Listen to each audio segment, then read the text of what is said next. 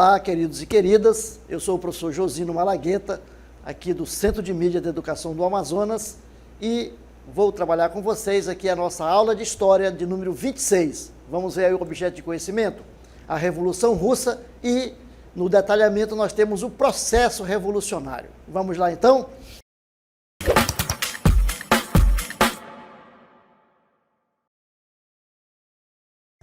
Muito bem, estamos falando então de Revolução Russa, o processo revolucionário, não é isso? Mas vamos então começar falando aí do que foi essa revolução. Vamos lá?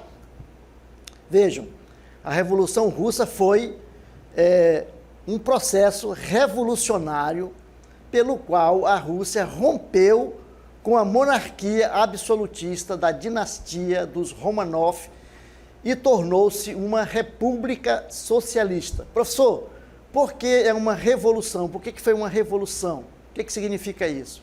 A revolução é um processo de mudança radical, né, numa forma, no modo de governo. Né? Então, por isso é chamado de revolução, quando há uma mudança realmente significativa, diferente de uma revolta, né, de um movimento de revoltosos, né, que não muda, na realidade, a essência do poder. Então, nós temos aí uma monarquia absolutista, czarista, né? E vamos, então, viver um outro processo de poder, que é a República Socialista. Por isso é uma revolução, há uma mudança radical no processo. Vamos lá, continuando?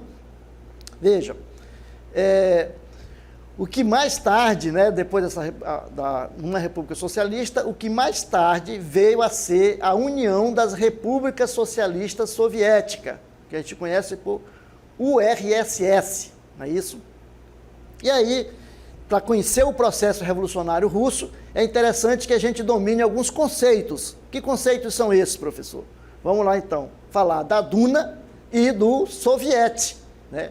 Duma e Sovietes. O que é a Duma?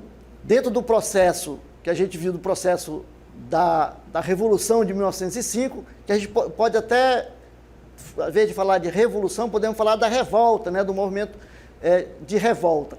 Então, a Duma foi fundada nos anos finais do Império Russo, quando em meio à Revolução de 1905, o czar Nicolau II convoca a Duma como um conselho legislativo, de modo a atender ao Manifesto do Povo, que clamava por liberdades básicas no então regime autocrata. O que é um regime autocrata? É quando uma pessoa ele tem o poder total, poder absoluto, não é isso? Então, fica aí esse conceito que nós vamos trabalhar durante a aula.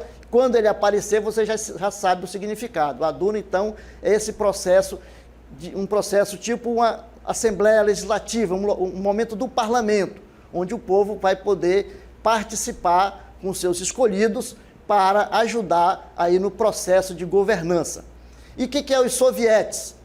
Significa conselho, né, em russo. É um órgão criado pelos trabalhadores e soldados russos durante a Revolução de 1905. Então, veja, criou-se a Duma pelo o czar para amenizar aí os seus problemas, né, e os trabalhadores criaram os sovietes. Então, guarde bem esses dois nomes aí. Neste órgão, os trabalhadores exerciam um poder ao mesmo tempo executivo e legislativo, elegendo seus representantes a partir dos locais de trabalho e nos quartéis. Estamos falando, então, dos sovietes. Guarde bem aí. E aí, falando da Revolução Russa, vamos falar dos antecedentes da Revolução. Vamos falar do que levou a Rússia a essa revolução, a essa mudança total. A Revolução Russa é o resultado de um conjunto de fatores que vem lá de trás de sua história, com raiz lá no século XIX. Então vejam lá, todo aquele processo que a Rússia vinha vivendo, quase que não sai, né? Ela de miséria, de pobreza, de abandono da população, onde o imperador, o czar, tinha toda a vida luxuosa, né? Vivia nos palácios, né? E a população vivendo aí na miséria, tanto na cidade como no campo. Então, ao final do século XIX e início do século XX, a Rússia era muito diferente do restante da Europa. Vejam, na Europa, vocês lembram, estava acontecendo, já tinha acontecido a Revolução Industrial, né, que foi um processo aí de desenvolvimento do capitalismo, de fábricas, de produção de manufaturados, e a Rússia ainda estava lá atrás, né, no processo ainda feudal, podemos dizer assim, né? Processo feudal onde as terras eram de propriedade do imperador, né, e também da igreja ortodoxa, que também era uma entidade poderosa aí na Rússia daquela época. Muito bem, vamos lá então, continuando. Não tinha passado ainda pelos processos revolucionários liberais, de revoluções liberais, que desmontaram as monarquias absolutistas, criando governos representativos. Então, a Rússia não tinha passado por esse processo que já tinha acontecido na Europa Ocidental, né? A mudança do poder absoluto, do Estado absoluto, para os Estados liberais, com eleições, com o povo participando mais efetivamente do processo de governança e tendo a burguesia, né, como sendo aquela classe social forte e que agora tem o poder, né, de governança dos estados. Outro fato, a Rússia também não tinha passado pela Revolução Industrial, como já falamos, acontecimento que acabou com a estrutura servil e criou o operariado urbano, não é isso? Como já explicamos isso. A Rússia, ela contrastava de outros países europeus, vivendo uma monarquia absolutista que tinha à frente a família czarista Romanov, né? Quando nós falamos de dinastia, é a mesma coisa que família. Então, nesse processo de monarquia absolutista, é uma família que governa, né? Que vai ficar sempre ali, porque vai passando o poder de pai para filho, né? Eles vão passando aí, então a família vai governando. E isso é chamado de dinastia, né? A dinastia dos Romanov. Então, a família Romanov é que tinha o poder aí na Rússia. A maior parte da população vivia da agricultura e vivia no campo, né? Então, era uma cidade ainda em moldes feudais, como nós falamos. As terras pertenciam, na sua maioria, como já falamos, ao Estado. Daí o lema da Revolução ser paz, terra e pão. E todo o poder aos sovietes. Lembram lá dos sovietes que nós vimos no início? O que eram os sovietes? Conselhos formados pelos trabalhadores nas fábricas e pelos soldados nos quartéis. Então, somente a partir de 1860, tem início na Rússia o processo de industrialização pelo próprio czar, desenvolvendo centros urbanos como São Petersburgo, que desenvolveu a metalurgia, e Moscou, que desenvolveu a indústria têxtil. Então vejam lá como esse processo de industrialização na Rússia foi demorado, né? de processo de industrialização, né? de mudança, né? daí do processo de uma economia liberal, demorou a acontecer, certo? Muito bem, outro conceito, dois conceitos importantes que a gente tem que atentar nesse processo da Revolução Russa, são os mencheviques e os bolcheviques. Tem dentro do processo revolucionário que vinha acontecendo na Rússia, então dois grupos políticos se formaram, né? De um lado, nós temos os mencheviques, que em russo significa minoria, né? Sob a liderança de Julian Mortov, entendia que o socialismo deveria ser construído com base no controle das instituições por meio de políticas de desenvolvimento econômico. Vejam lá, a ideia deles, eles têm o mesmo processo ideológico, porém, os mencheviques mais ligados aos liberais, à burguesia, né, a burguesia nascente, ou aqueles que viviam no campo, que tinham o poder, as elites, né? Então, a minoria, sempre os que estão com os privilégios são as minorias, não é isso? E os bolcheviques, né? Os bolcheviques, que significa a maioria. Eles eram liderados, os bolcheviques, por Vladimir Lenin, defendiam, por sua vez, uma revolução socialista imediata, fruto da aliança dos operários e camponeses. Então, para eles era o seguinte, para mudar, precisava fazer uma revolução radical, mudar realmente, derrubar o governo, mandar embora e implantar um outro sistema. Os mencheviques tinham uma outra postura, né? Eles achavam que poderiam ocupar os espaços das instituições e, a partir daí, mudar o sistema, mudar o poder. Não é isso? Vamos lá, então, continuando aí. Então, os operários se organizam. Então, nós vamos ver que tem aí os mencheviques e os bolcheviques. São dois grupos, né? Os mencheviques, como já explicamos, mais ligados aí, né, à classe privilegiada, e os bolcheviques, que são a maioria, que é a classe trabalhadora, né? Tanto da cidade, que estava começando ali o processo de industrialização, como no campo. Então, no contexto de desenvolvimento em solo russo,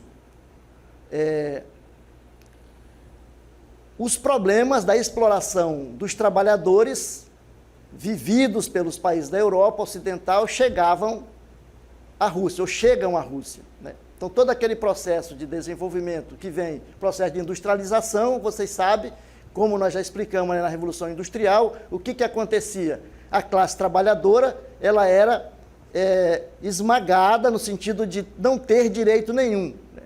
Trabalhava demais e ganhava muito pouco. Então, isso vai levar à organização dos trabalhadores. Os trabalhadores se organizam e formam o Partido Operário Social Democrata Russo, em 1898. Questões ligadas ao campo marxista dividiu o partido entre mencheviques e bolcheviques. Já trabalhamos essa questão aí. Todos os dois grupos têm como base ideológica, de sustentação ideológica, o marxismo, né? Porém, um grupo é mais radical no sentido de fazer uma mudança revolucionária a partir, se necessário, da luta armada, e o outro grupo que acredita que é possível mudar ocupando o espaço das instituições e mudando a política, e aí também mudando a economia. Vejam lá, então, os dois grupos que se formaram aí dentro do processo revolucionário. Então, esses dois nomes também são importantes a gente guardar, os mencheviques e os bolcheviques, certo? Muito bem. E aí, a Revolução Russa em si. Quais são as causas que nós podemos assinalar como causas da Revolução? Vamos lá, primeiro, a crise da monarquia absolutista czarista. O czar, a família do Nicolau, já não tinha mais condição de governar, porque não tinha poder, né, poder político, nem sustentação para tocar o país. Outro ponto, a rápida industrialização que aprofundou as desigualdades políticas e sociais.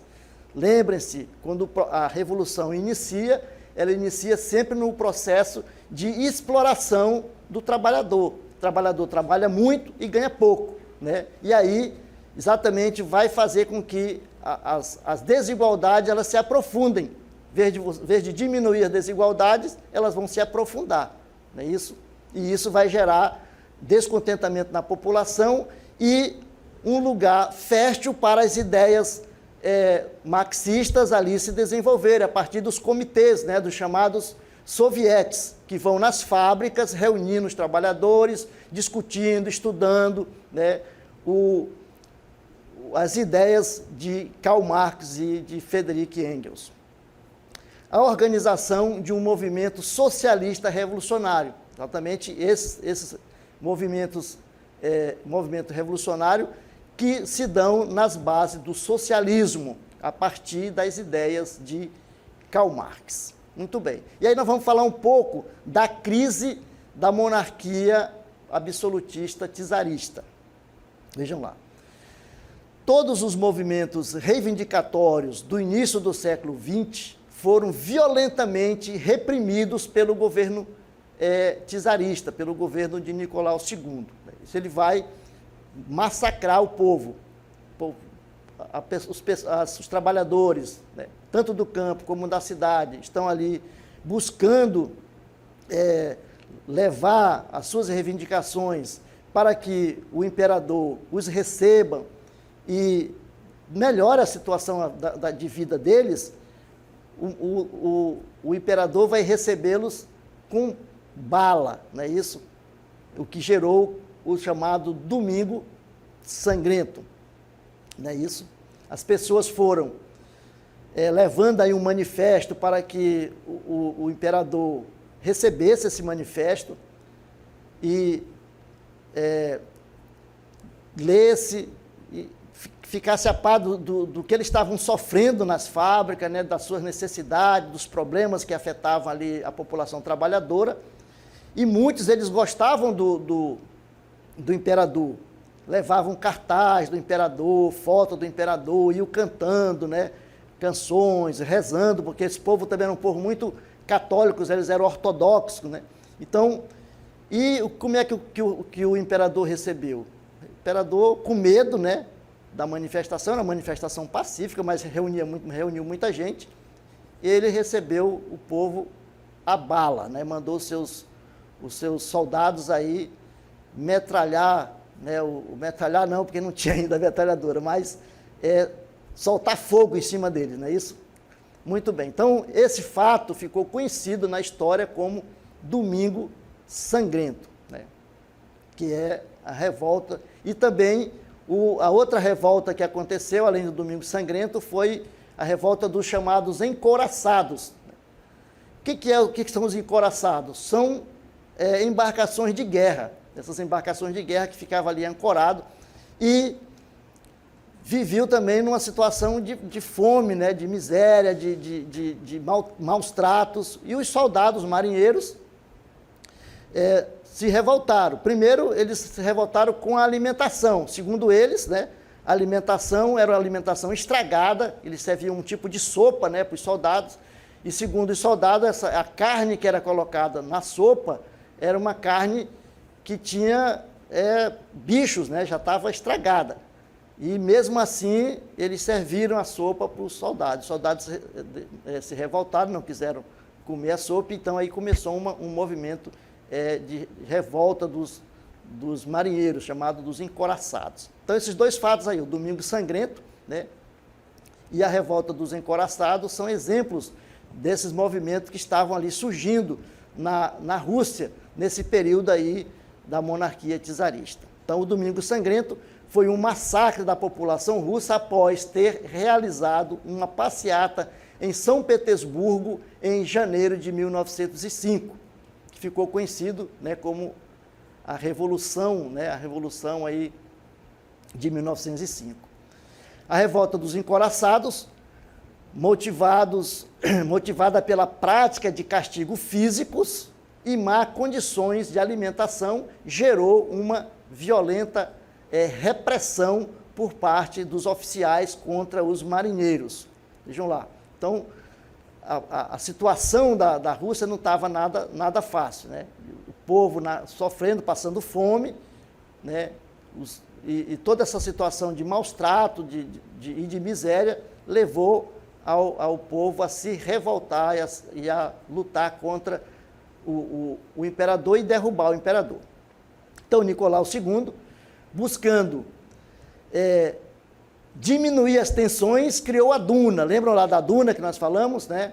Uma Assembleia Legislativa para acomodar a classe trabalhadora, que estava descontente, formada por mencheviques, que liberava sobre direitos e liberdades civis quando convocada. Então, vejam lá, eles, para amenizar a situação, sempre assim, né? Quando a situação está ficando feia, né, o governante vai lá e cria um benefício para deixar o povo ali mais tranquilo, mais satisfeito. Então, olha, vamos dar uma participação popular. A Duma é uma forma de ter uma participação popular, uma participação da sociedade civil no governo. Então, ele vai e cria a Duma. Então, a gente já sabe o que é a Duma. Paralelamente a isso, organizaram-se os sovietes, conselhos operários formados por trabalhadores e de orientação bolchevique, críticos ao governo e à ação e às ações da Duma. A crise se aprofundou com a participação da Rússia na Primeira Guerra de 1914 a 1918, a Primeira Guerra Mundial. A situação da Rússia não estava nada fácil e o povo ainda estava aí tendo que sustentar soldados na guerra. Muitos não tinham nem bota para calçar aí no front de batalha. E aí nós vamos ver as fases da Revolução. A Revolução, então, teve aí duas fases, né? A primeira fase da Revolução é aquela que começou em fevereiro de 1917, né? Fevereiro de 1917. Pressão violenta, a greve de mulheres trabalhadoras na indústria de São Petersburgo, que lutavam contra a situação de miséria e fome a que estavam submetidas. Então, as mulheres fizeram greve e elas foram reprimidas violentamente. Setores diversos da sociedade reagiram contra a atuação violenta do governo contra as mulheres, dando início à chamada Revolução, que é o primeiro momento da Revolução aí, que é a Revolução de 1917, fevereiro de 1917, certo? Muito bem. Esse fato gerou uma inconformidade generalizada, ganhando inclusive o apoio político da Duma, representada pelo jovem líder socialista e deputado Alexander Kerensky, e do soviete de Petrogrado. Diante da tamanha comoção popular, o czar, temendo pela vida de sua família, renunciou, colocando fim na monarquia e iniciando a República da Rússia. Muito bem. E aí, nós vamos para a segunda fase da Revolução, que é a Revolução de outubro de 1917, né? Segunda fase. O povo, o novo governo republicano, não conseguiu sanar os anseios populares e os problemas políticos em tempo satisfatório. Em abril de 1917, o líder bolchevique Lenin, anteriormente preso e exilado na Suíça, retornou propondo em um documento chamado Tese de Abril que os sovietes assumissem imediatamente o poder em uma revolução socialista. Certo? Muito bem. Lenin, apoiado pelos bolcheviques, protagonizou um golpe de Estado em outubro de 1917, destituindo o governo republicano.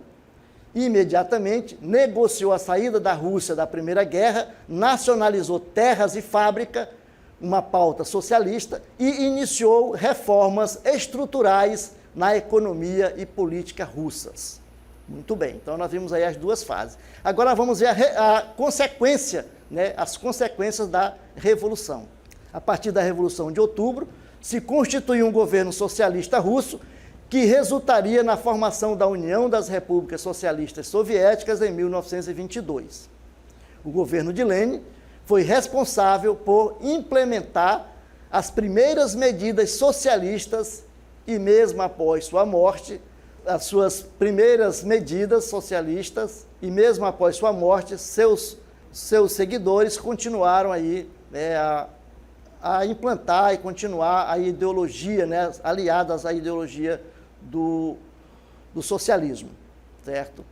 Após a morte de Lenin, em 1924, chegou ao poder Joseph Stalin, que governaria a União Soviética durante todo o período entre guerras, que vai aí de 1918 a 1939, e depois na Segunda Guerra, até sua morte em 1953, no início da Guerra Fria.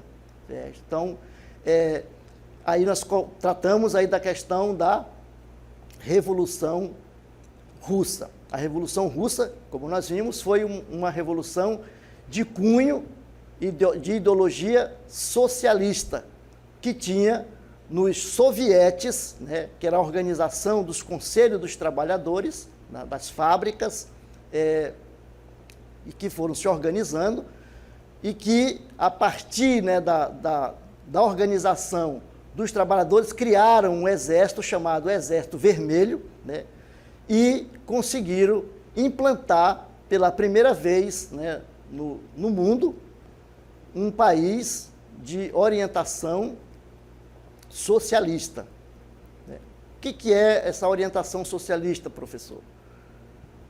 É um governo onde o poder, né, os meios de produção, eles estão nas mãos do Estado. O Estado é detentor dos meios de produção. O que são os meios de produção? São as fábricas, né, as terras, os bancos, né, tudo isso fica na mão do Estado. O Estado é o grande patrão, né? E ele vai, então, produzir, e a produção ela é, então, dividida ali para os trabalhadores. Então, essa é a ideia inicial do socialismo, né? Claro que não foi bem isso que aconteceu no chamado socialismo real, né? Aquele que foi implantado aí na Rússia. A princípio, quando Lenin ainda estava vivo, o país se desenvolveu muito, e os ideais, né, da Revolução, eles foram como que colocados em prática. Mas o seu sucessor, né, o Stalin, quando assumiu o governo, né, o governo da Rússia, que daí se tornou a União Soviética, né, a União das Repúblicas Socialistas Soviéticas, a gente viu que a situação não foi de acordo com aquilo que o Lenin pensava. Então, há uma diferença muito grande nos primeiros momentos da Revolução com o Lenin, onde o país tem um desenvolvimento muito bom, né, e consegue se desenvolver, mas depois há uma perseguição, né, dos próprios trabalhadores, daqueles que discordam, né, do regime, e aí o país entra numa ditadura realmente muito, muito forte. Porém, a Rússia conseguiu, né, com a União Soviética, conseguiu ser a grande potência mundial que, durante muito tempo, até os anos 90, dividiu o mundo em dois lados, né, chamado período da Guerra Fria, né, que é um momento para outros, para a gente estudar futuramente.